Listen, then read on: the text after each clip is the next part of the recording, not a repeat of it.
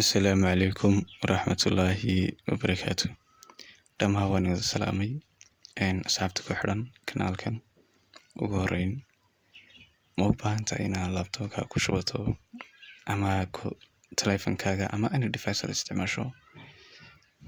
Haddaba maanta waxaan ku hayaa website kaas oo kaa caawinayo inaad isticmaasho antivirus free kaasoo weliba ah as internet. Okay, waa ku tusi doonaa hadda. Let's go. Haddaba antiviruska ku sheegay magaciisa waxaa la yidhahdaa Sophos. Google-kaaga markaad soo gasho waxaad ku qori doontaa Sophos, kabacdiisana kugu soo bixi doonaa ka ugu horreeya soo geli doontaa. Sophos wuxuu ka mid yahay antivirusyada ugu fiican. Adiga wax badan maxaan kaa maqsayn website-kiisa. Waxaad soo galaysaa qaybtan server and provider, kabacdi waxaad tegaysaa Sophos home, halkay ku qoran tahay aad ku jiidaysaa click. Okay, Sophos home saan buu soo baxayaa. Waad iibsan kartaa haddii waxaa $50 weeyaan sanadkii, laakiin anaga waxaas oo dhan ma baahnin. Waxaan baahnaa qaybta trial-ka, free trial baan ku jiidanaa. Free trial markaa ku jiido halkan kusoo download start download baa oranaysaa. Kabacdi wuu inoo download garaynayaa hadda.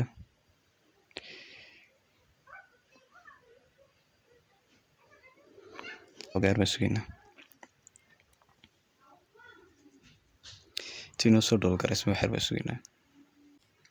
Download garaynta markuu kuu dhameeyo saan kugu soo kici doonaa install Sophos home baad ku jiidi. Let install baan odhanaynaa. Okay, wuxuu ka odhanayaa ma exit user horaad ahayd mise user cusub. Okay, ani waxaan dhihi doonaa si aad ila fahantiin new user baan odhan. Okay, halkan wuxuu kugu soo qoray wuxuu qaadan doonaa few minutes, marka waa inaad yara sugtaa. Okay, waa sugaynaa intaas. Marka uu dhameeyo installation-ka wuxuu ku keeni doonaa qaybtan. Waxaad halkan ku qori doontaa email-kaaga xasad gelin doontaa. Hadda email-kaagan gelinaa.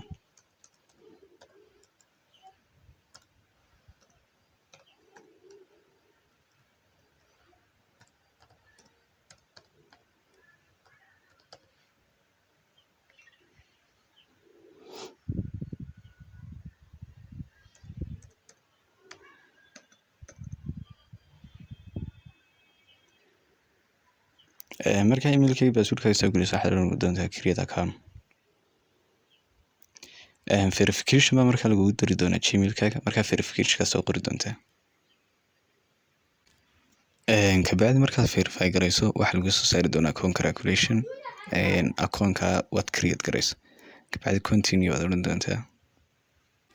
Continue markaad dhahdo wuxuu kugu keeni doonaa dashboard-ka noocan u eg.